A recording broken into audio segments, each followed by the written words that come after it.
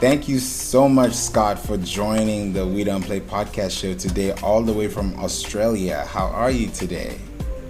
Yeah, I'm good, Faber. I'm really excited about being here with you today. I appreciate the time. You know, we're in completely different time zones, and I'm sure people are like, wow, how did this all happen? But, you know, that's the beautiful thing about technology. You know, you can be so far away, but still so close. Yes, 100%. And like we were saying, it takes a while to get used to. You know, we might be 7 hours behind, but a day ahead type of thing. But it's a world we live in today. It's fantastic. So yeah. Exactly. I'm so excited that you're here to help us, understand how to leverage, AI copywriting software to write emails, because, people are using AI for all manners of things, recipes, Chrome extensions, name it, food items, laundry list, all those things that everybody needs for their day. But there's some things that when you use AI for, even if it's blogging or even email writing or copywriting, it changes the way people read those things, because we have to think about the humans reading the copy and not AI reading it. So I'm excited that you're going to bring in this information to help us pretty much decipher and know how to use it correctly and not just haphazardly. Yeah, absolutely. And it's the way I sort of like it at Faber is it's like any tool, right? So I don't know how to drive a crane. So a crane can be used for amazing things, in the construction world. But if I jumped in it with no knowledge of that, I could also do a lot of damage. So that's the way I look at AI. It's an amazing tool in the trained hand, so to speak. So yeah. So true. Wow. Before we even get into it deeply, I would like you to at least give us some feedback and some backstory on how you even got started. How did you build your business? What did it take you to get to a point where you have copywriting that sells today? Just give us a little bit of the background and how you even got started. Absolutely. Great question. So when it all started, I'm about 45 now, I think. I ran out of, I stopped counting a while ago, but I think I'm about that. But when I was about 17, I got into like the hardcore selling, the cold call telemarketing, the door-to-door sales, all of that sort of thing. And from 17 to 24, I was very much on that road. Then at the age of 24, I met my now wife, and it was call it women's intuition or whatever it was, but she saw this job at the time it was a job for Reader's Digest for a copywriter. And I'd already started a business as like a marketing consultant at that end, and it was sort of like, going so. And she's like, you got to go for this job. So anyway, I went for the job, and long story short, the copywriting manager loved me, the HR manager not so much. So I didn't get the job, but I got the confidence as such to really step out there and to step out there and go into copywriting. And it was like that was when I really learned the power of positioning, because when I changed from being a marketing consultant at that time to copywriter, and I hit the market just at the right sweet spot, my income, admittedly from a low base, but at 10 times overnight. And I think it came very naturally to me. Number one, because it's a natural skill set, I think, but also I'd had 7 years of preparation with like the hardcore selling, because copywriting is essentially salesmanship in print. It's putting it in the written word, so to speak. So yeah. Wow. As you mentioned this, I'm like, okay, these are 20 years of experience and still counting. And all of a sudden, AI just walked through the door and took everybody's job. And people are asking, is AI going to replace copywriters? And that has been a big question people are asking. And I wanted to know from you, what are you hearing? What is the social audio experience like right now? Yeah, it's a really interesting space in terms of will AI replace copywriters? It's hard to tell because we don't know where it's going to go in 3, 5, 10 years, right? With AI. At the moment, I would say no, it's not at that level where it can do that. Where I use AI, where it's extremely powerful, is from a brainstorming perspective. Because what stops people from writing is they don't know what to write about and they don't know where to get started, right? So it does, but from your average business owner who's in there, it can help take away that stress. So I think copywriters as such are going to need to get a lot better because, like the professional copywriters, because the average business owner has these tools so that, like, if you program the AI the right way, it'll come out with a pretty good email or a pretty good blog post or a pretty good piece of copy if it's programmed the right way. That being said, you also need to inject your personality into it because let's face it, if we've all got the same tools at our disposal, like the videographer or the photographer is probably a really good example, right? So you and I, we've all got the same iPhone, and we've got cameras, we've got video cameras, we've got decent, right? But if you give an iPhone to a really professional videographer, they don't even need an amazing camera, right? Because they can take and edit and make footage which just makes your heart melt, right? I can't do that personally because I don't have the skill, but we still have the same tools. So I think it's going to be about how do you use those tools and also understanding the psychology and the strategy behind it all. I think that's going to be really, really critical.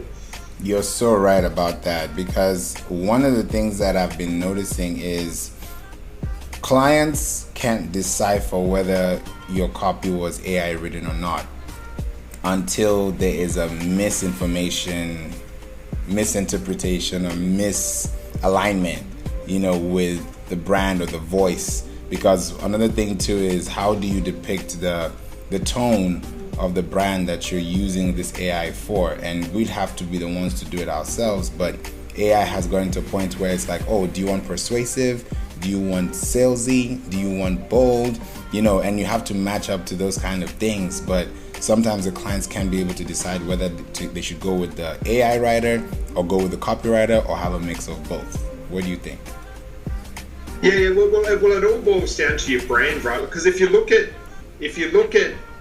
marketing, there's many different components at it, but it's like, let's say if I'm writing to you and I want to be like super conservative, right? Like my clients are really conservative accountants, and my brand is that real sort of stable, sort of conservative sort of angle. Then I'm going to write very differently than if I'm larger than life, or I'm like a big personality and all that sort of thing. And you've also got to bring yourself into it. So one of the things I really suggest with AI is you can even combine two AIs, right? Like you combine let's say something like ChatGPT or Jasper or that sort of thing with something like Otter, which is simply it's an amazing tool. I use it a lot when I interview clients. That's like an AI transcription service. Yeah, so you could write the opening with the AI, so the opening copy, let's say for an email, and then you could say, okay, right now I want to tell a story about, I don't know, something the AI is not going to think of, like, when I was in my 20s and I found myself in a cult, right? I can't get the AI to necessarily write that and my personal story, but you can shortcut it by then bringing in a bit of the AI technology. But then in addition to that, what you've got to then be able to do is to edit it and make it pop. And that's really a craft in itself. So I see it as a very powerful tool that yes, I think it will obliterate a lot of the, particularly copywriters who are not strategic in their thinking, like they're just writing content or punching that. I think over the next 5 years, it'll be a very interesting space to watch. I think so too. I'm also thinking about how businesses are outsourcing for these copywriting skills, because you can go on LinkedIn and just say, I'm looking for a copywriter, and you get 100 subscriptions or 100 applications, but you have to figure out, okay, who can use this better? And I think from what I've been seeing as well, people are starting to, because of this ChatGPT that is so big now, people are starting to find out if you have an added skill where you can actually leverage the AI to speed up the process than somebody who has no idea of what the AI is. Are you getting to see the same type of response as well? Yeah, I think it's an interesting space, because whenever anything, like, you never want to be in a skill that is commoditized, right? So if there's 100 people who can do exactly what you can do, then why would anyone pay more for, like, you're not going to pay $20 for an apple when you can get it for $2, right? You're not going to do it if it's the same apple. So I think the challenge, I think, in any profession, whether it's copywriting or anything that could get taken over by AI, is really the strategic thinking component of it. Do you know what I mean? So I think business owners are going to be looking for those strategic thinkers who can think outside the box. So, because let's face it, copy is it's like laying bricks. Like, if we apply this to a house, right? You get an AI bricklayer, which is great. Can you get an AI designer? Maybe. Do you know what I mean? Like, you can get an AI to actually design the house. Maybe. But for now, at least, you're still going to need someone who can ask the questions, work out what you want. Like, AI isn't at the ability to where it can go in there and sort of say, hey, Favor, I can read your mind, know exactly what you want, and come back with the perfect design, right? Like, it's not at that level yet. I got to ask you and go, how many kids do you have? Do you like swimming? Okay, well, you need a swimming pool for the home. You need this, you need that. So that's where I think that the human mind, the real superpower, I think, in the 21st century is that the ability to think strategically and then give people what they want. Because at the end of the day, nobody wants copy. Copy is just a means to an end. They want clients. So then it becomes, okay, so how do we position you so that you stand out from the competition, so that you're unique in this actual space, and you're wanted. And then it's like, okay, based on that, who are your clients? Well, your clients are, okay, well, maybe we're going after the wrong niche. Maybe we need to go after this niche. So which niche do we actually go after that really needs what you want to do? How do we actually position you so that you're in a blue ocean instead of a red ocean, right? So, and this is all the thinking that goes behind really strategic copy. It's not just like writing the copy. And this is what's really interesting. Writing the copy is such a small part of being a copywriter. Yeah. So let's say someone like Gary Benzavenger, one of the things, and he's arguably the world's greatest copywriter, at least in modern times. Yeah. And he said 40% research, 40% copy, and 20% editing. I always find I spend a lot more time on editing than 20%. But copy is actually probably the least part, definitely less than 50% of actual real copywriting. And that's the things which need to be brought into it, because it's like going, okay, now we've got, let's say you go, now we've got someone who can, we've got an AI bricklayer.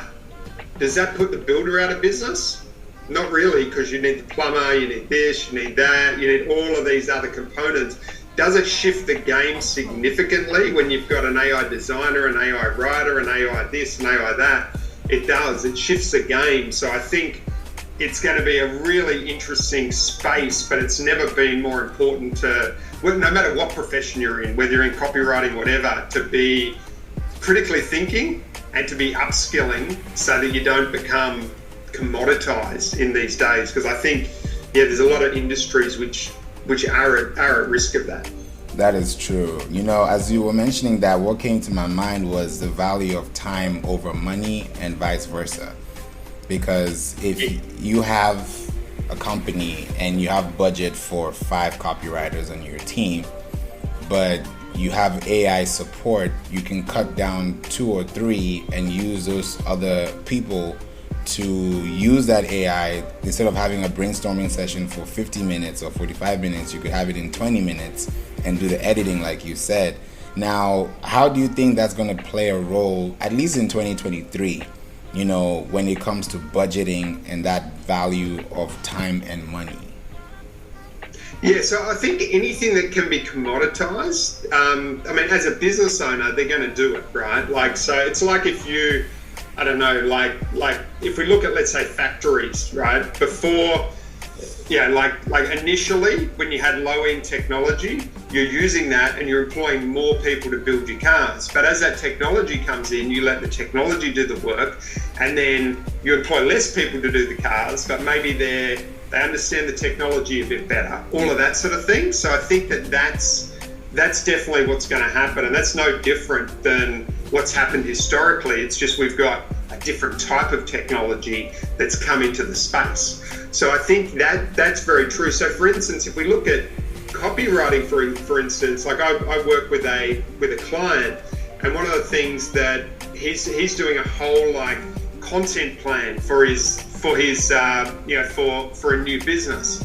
And he goes through and he gets the AI to come up with all the potential angles for the content, and then he takes the angles and then he breaks that down and says, give me 20 headlines to go through.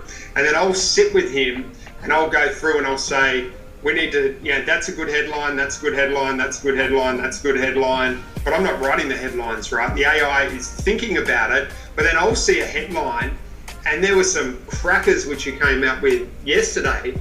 I'll see a headline and I'll say, okay, we need to rewrite it like this, or we need to, but I wouldn't have that idea if I didn't see the headline in the first place, if that makes sense. So it's really, and the same when I write, because I've got a client I write with, and they've got an email list of 2 million people, and I just do the email subject lines for them, right? So what I'll do, I don't use the AI.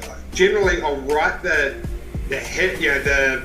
headlines. I'll write it myself, but I will use the AI for brainstorming, and I'll plug it in, and it'll come back with it can come up with 10 headlines, ideas like that.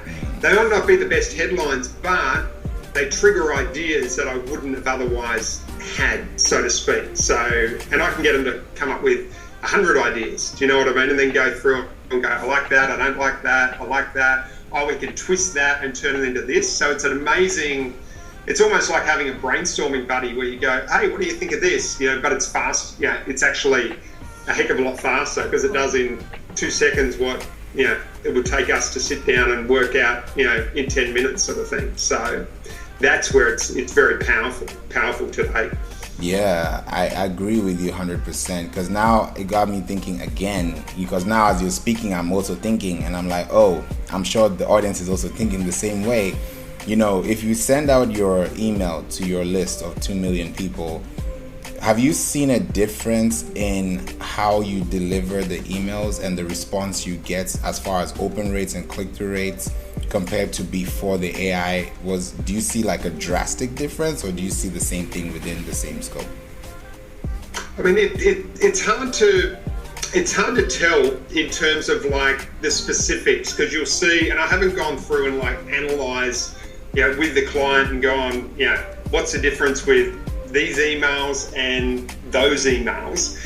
What I do notice is there's definitely a difference in terms of the ideas and the speed that I can sort of act with, because I can plug it in, get those ideas back and sort of go for it. Having said that, at that level, but keep in mind, I'm writing at a very high level. So because it's going to 2 million people, like to come up with there's a subject line and a bit of a paragraph underneath it. But to come up with that, I'm reading the article, I'm going through it, and I'm spending sort of 30 to 40 minutes just to come up with 2 headlines, right? So whereas if you write an email, if you're a small business and you're doing this yourself, right? So you're like, you've got 500 people on your list, you write the email, you need a headline, you're probably not going to spend 30 or 40 minutes on that headline, right? Because the leverage isn't there. 500 versus 2 million, you're going to spend more energy to get it open at 2 million. You've got,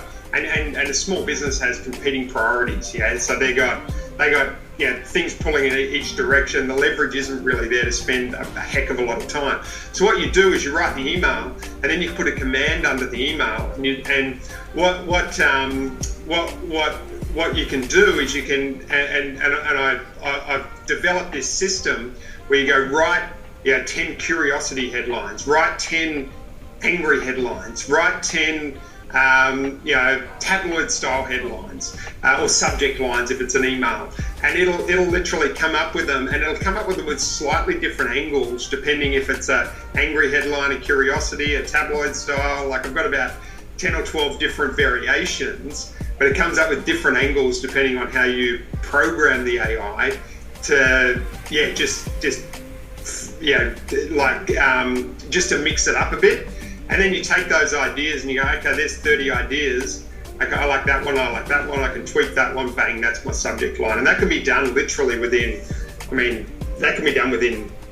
or two. Do you know what I mean? To actually get the 30 ideas and then choose one, sort of thing. So that's a real advantage for your everyday, for most businesses with subject lines and that sort of thing. I think so too, because the subject line, it also gets me thinking about the SEO factor, because you only click on a subject line, or even taking you all the way back in time when you had a newspaper and you're looking at all the tabloids and you're like, oh, this is a good topic. You're going to pick it because it struck that curiosity, and it also brought in that ecological framework, because now you're tapping into that IDA framework as well. When people are reading things, they're trying to read the first 3 lines and skim through the last 3 lines or the last 3 words, and to see, okay, is this going to help me or not? And if you find something that is striking, whether it's like an odd number or something of that sort, it can bring, some type of excitement. Oh, 3 ways to boil eggs. You'll be like, huh? So it's like you have different things that can come in the mix that can change the way you open things. And that email subject line may not even be anything to do with the email, from what I've noticed. So I'm wondering, from what you've experienced, how does that play a role in the size of the email as far as text and as far as being concise with your copy? Like, is long copy as good as short copy, or should you be as quick and, hey, this is the line, this is the title, this is the context, click here and move on? Or do you want to give them like a scroll for them to enjoy reading so they can forward it to their friends? Yeah. So I think it's a mix, right? Particularly, let's say, with email copy, like the long copy is great because it builds trust. So if we look at someone like Marcus Sheridan, he wrote a book called They Ask You Answer, and he was more referring to blogs. Okay. But what he found is if someone had absorbed 30 or more pieces of content, the actual, when they got to a sales meeting, and he had a business selling swimming pools, the conversion rate jumped from the average in their industry of 10% up to 80%. Wow. And if they'd read like 30 blogs, and he said one time he had someone come in and they'd read 500 of his blogs or something like that, and they literally just came in and they were, they didn't even talk to him, they were just, signed and they were ready to go, sort of thing. So that's the power of the longer copy, yeah. So but then you've got the short copy. Like if you're writing long copy, because the thing with email, is you don't get. And this is why a lot of people don't do it. If they go, email doesn't work or something like that. Now, according to litmus.com, email gets a 36 times ROI for every dollar spent. So you compare that to socials or anything like that, it's just off the charts, incredible. But when you send an email, you might read it, but you don't like it. You don't comment on it. You don't do any of that sort of thing. So I as a sender, right, I go, it's almost like this bias. I don't get any dopamine hits, serotonin hits of seeing these likes and these comments and all of this sort of social proof. So then I go, oh well, nobody's reading it. But then you can send out like these short emails, and like Dean Jackson talks about this, like a 9-word email. So, hi Favor, are you still thinking about investing in email copywriting? Hi Favor, are you still thinking about building a home? So whatever it is, and it's just like that. And it might just say quick question, or it might just have your name in the subject line. That question, bang, nothing else. And that they get some. Now, obviously, you can't send that out every day, like because it'd get a bit monotonous. But you throw one of them in the mix, and they're the most responsive things. And then if you know how to follow them up, you can turn them into leads and clients and all of that sort of thing. So it's a mix. It's like a communication, right? Like it's like salesmanship in print. So if we're when do you talk for longer and when do you talk for shorter? Okay, it's different situations. You're going to adapt what you're going to do. So that's just the way it is. That's just the way human communication works. It all depends on the context of the situation and what you're trying to achieve. So if you're working with a really high D manager, and they ask you something, you might just say yes. That's it, one word, bang. But if you're talking with something that really needs explanation, you're going to go deeper and talk in those sort of tones. And I think it's very much the same with with email. But another point you made about the top part of the copy being so critical. One thing that you can do, and I'm putting together a report about this at the moment, like how to carve out blog posts and turn them into emails. So you go through and you carve up the specific blogs. Like let's say you've got a 2,000 word blog post. So you carve it up and you go, okay, that can make 8 emails. And you take the copy and then you put a top on it. So you get the AI to go write an opening for this. And then you get the AI to go write a closing for this.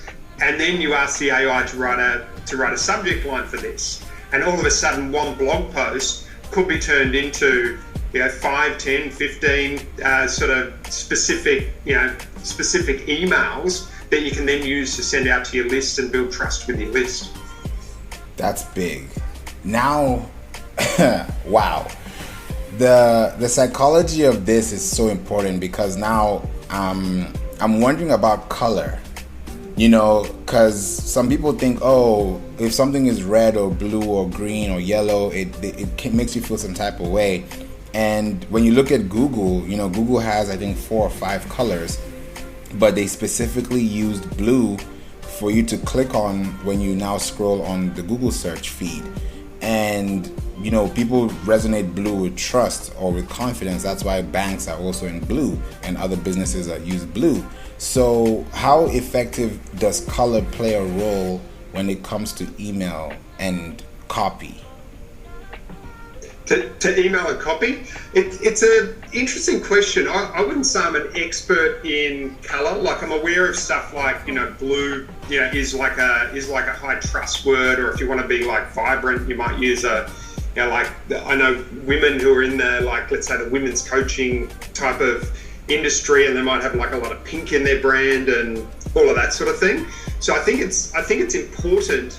I wouldn't say that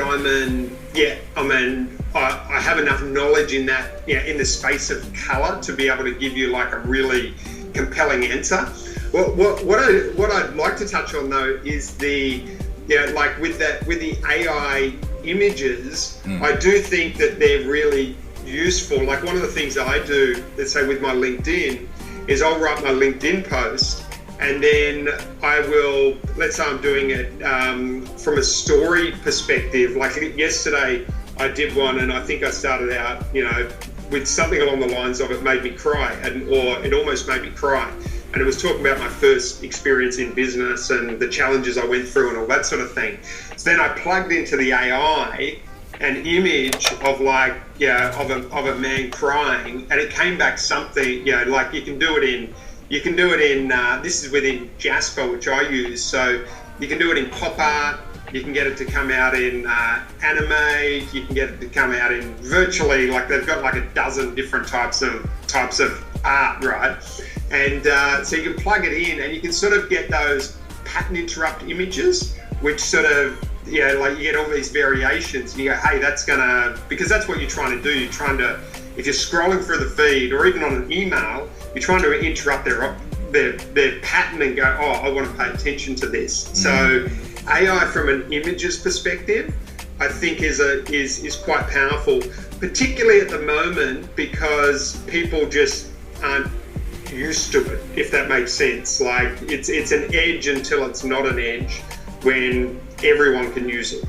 That sort of thing, or everyone can use it now, but when everyone knows about it and starts using it, sort of thing. So yeah, that is so true. Thank you so much for clarifying that, because it now lets people know that you just can't depend on AI 100%. You need to have a skill and have that base to actually ask those sophisticated questions to get a sophisticated answer.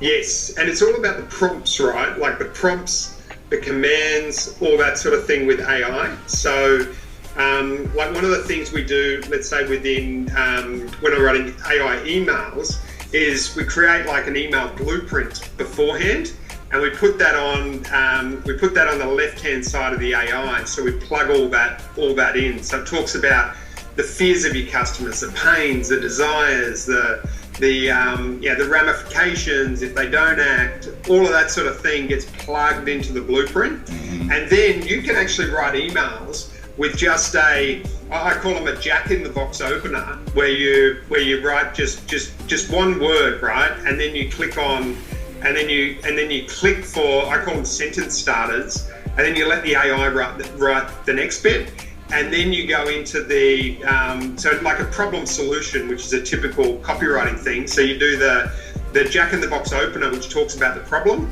and then you do a solution prompt, which talks about the solution.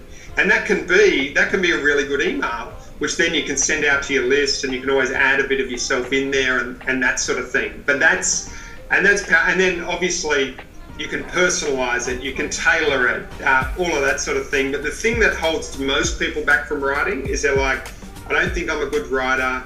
I don't know what to say. I don't know what to talk about, all of that sort of thing. And the AI sort of overcomes that. It also, I think, trains you. Like I was talking to someone yesterday, and he's like, yeah, I'm actually becoming a better writer because the AI is training me, on how to do it. Like because I plug it in and it writes it back, and they're like, oh, yeah, that's actually really good. Yeah, a really good concept. So it sort of trains us and coaches us. The same as I imagine it would if you were a coder or something like that, and you plug it in and you get all this coding script back, and you're like, oh, that's how you do it. That sort of thing. So yeah. So I think it's very powerful from that perspective. That's beautiful. I wanted to even ask you this question real quickly on, the success stories, because now that people are now thinking about AI, copy, how do you structure it? How do you prompt it? Would you have any example of a client that you've worked with in the recent past that didn't have that confidence in AI, and then you showed them how powerful it could be, and it transformed their business 360? Yeah, so I've had some people who've been using it quite a bit. Like it's very early days, so I don't have success stories where it's like, hey, I started using it and all of a sudden, I've made $500,000 or something, something along those sort of lines. But I've got clients going through my course at the moment where they're starting to send out regular leads, regular emails, and they're starting to get leads and book their appointments and that sort of thing. As a result of sending out emails, because the thing with email is most people don't send. The majority of people with email lists, and I look at it as what's the word for it? It's almost like it's untapped gold, right? It's like having gold in your backyard and not sending it. And almost every business who's been in business for any period of time has it, because if you've got 50 clients, you really should be sending out emails. And that's what's starting to happen. As you start to send them out, you're building trust, you're building relationship. Mm-hmm. And this is an important thing as well in terms of the size of the list. Like I know a guy, and he does a lot of like joint sort of reciprocal emails with his clients. And he sent an email. He had a guy who sent an email to his list with 33 people in it. 8 people turned up to the webinar. 8 people registered for the webinar. 4 people turned up. 3 people bought, and they generated about $9,000 worth of revenue, right, from 33 people. Wow. Now they were all clients. He had high trust with them, high value, all that sort of thing. Now that same guy has sent out to lists of 10,000 people and not got the same result as they got with 33 people. So the other thing, like I found years ago, and this was a real eye-opener for me, I did a promotion of a product. It was about $1,000, and we did a launch, and we sold 40 through the launch. And then I dissected who each of those clients were, right? Like where they were on my list. 32 of them came from I had a paid newsletter at the time with about 180 people on it. 32 of them came from the 180. 8 came from the 7,200 or whatever around 7,200. No, 7,200 or 7,800 or whatever it was. But only 8 sales came from that. 32 came from the 180. So it's not about the size of the list. It's about the relationship with the list, which is a super critical thing. Thank you so much for that, because a lot of people feel like you mentioned the 500, they're like, oh, my list is so small, I don't have 2 million, I can never get there. You know, they just put themselves down, forgetting that the 500 people are waiting for them to build something strong that could lead to referrals and lead to all those other things. So I like that you said that, you know, relationship is key in emailing, because you trust that person, and for them to even give you your email is already an act of trust, because you can't just give someone's email just like that, you know. Yeah, no, 100%. And one thing that I always come back to is like Joe Girard, right? The greatest salesperson in the world and greatest car salesperson in the world. And one of the things that he did is if he got a client, he would keep in touch with them every month until he would just keep in touch with them, right? He'd send them a letter. You know, happy January, Joe Girard. You know, happy January, I like you, Joe Girard, or whatever it was. He would just keep in touch with them, and that was a big part of him becoming one of the best salespeople. Now, one of the rules he had was a rule of 250. He calls it in his book. I forget the name of the book. I think his book is called How to Sell Anything to Anybody, but he talks about the rule of 250, and he says every person has a relationship with 250 people. So what that means is if you're sending an email to 100 people, your potential exposure is 100 times 250, which is 25,000. Yeah. So and it's the same with you know, if you're putting content on LinkedIn or you're doing stuff on, you know, any of the social media platforms, is don't just think of that person.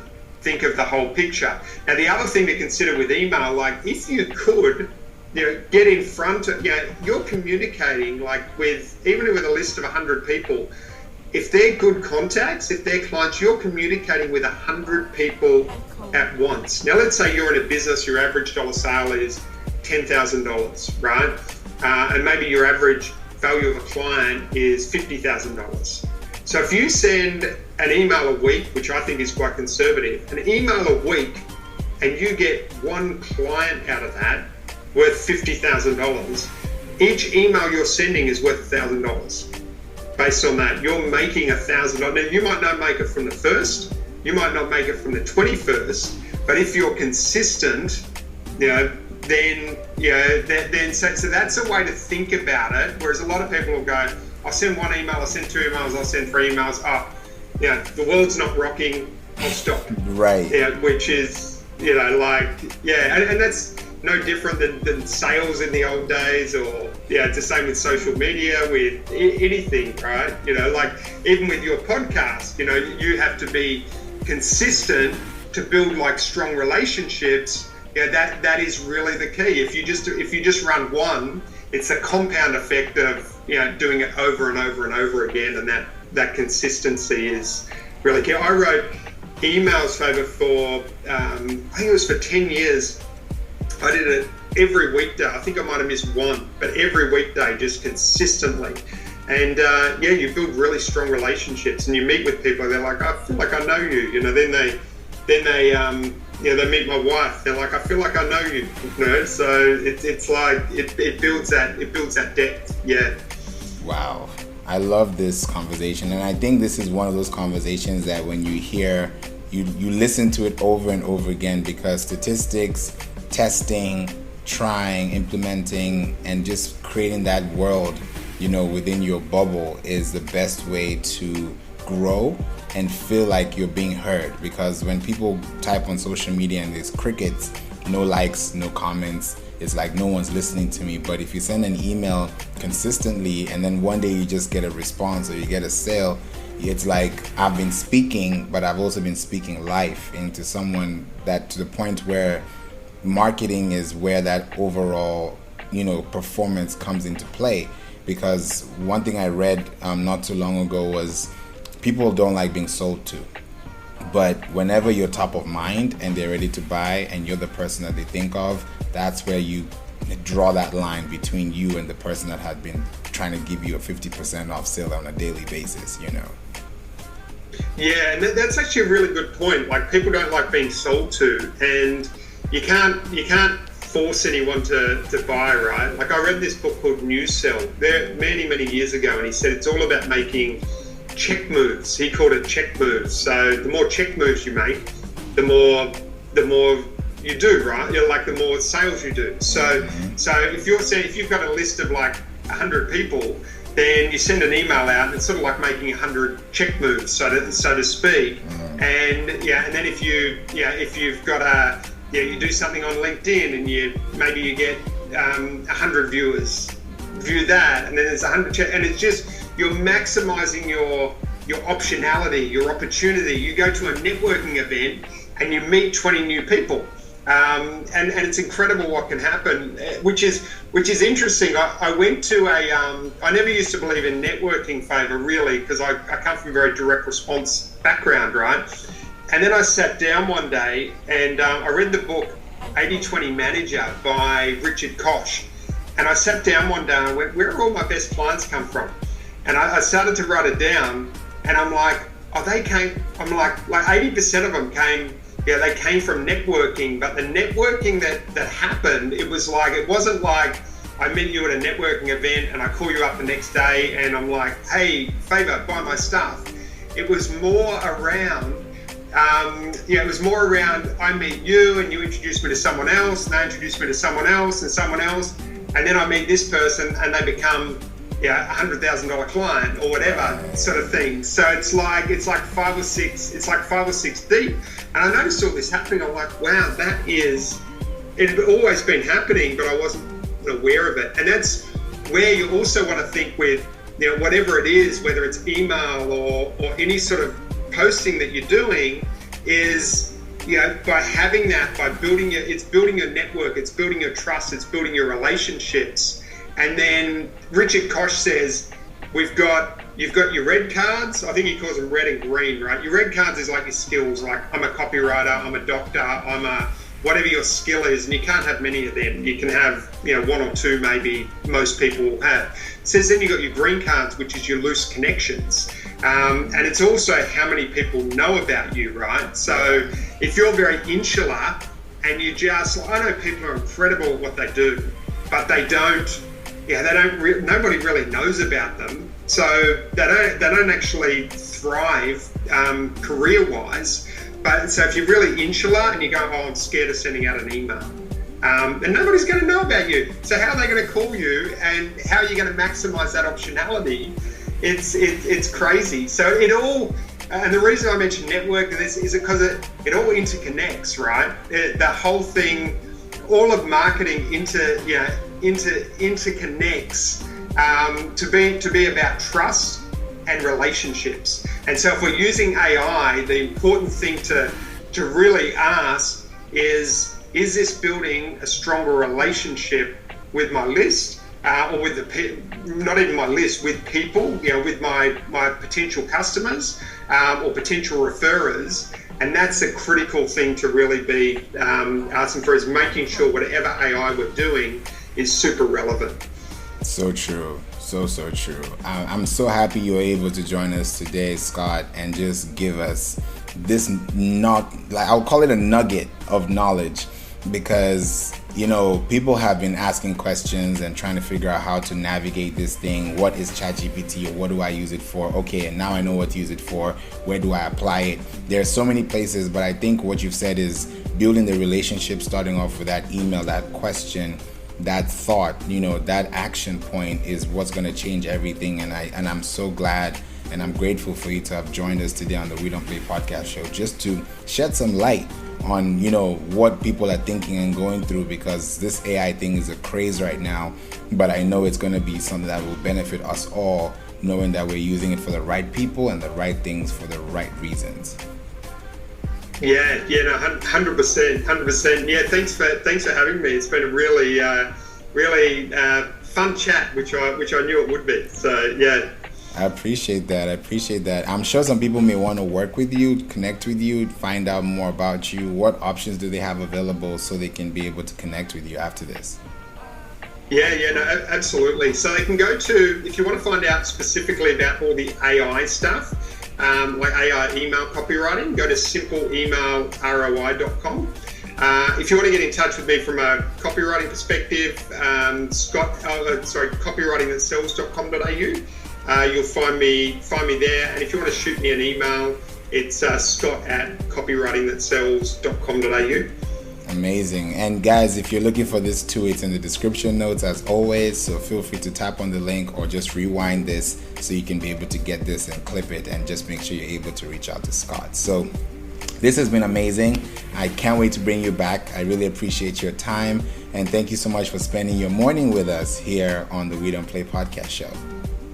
Yeah, likewise, and likewise with your afternoon. So we'll chat again soon. Definitely. Thank you. Appreciate it. Thanks, David. You're welcome.